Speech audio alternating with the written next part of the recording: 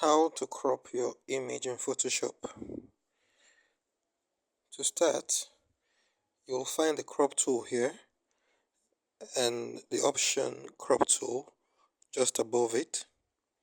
You can select a preset ratio by clicking here and you will see the grid lines.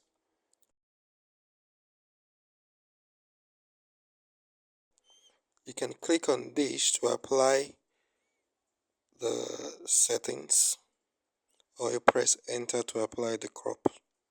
You can also click on the ratio to customize the size of the image.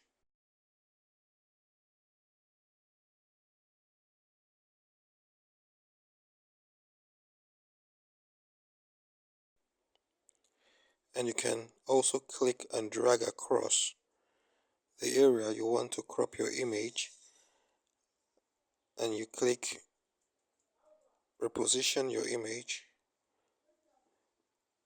That's how you crop your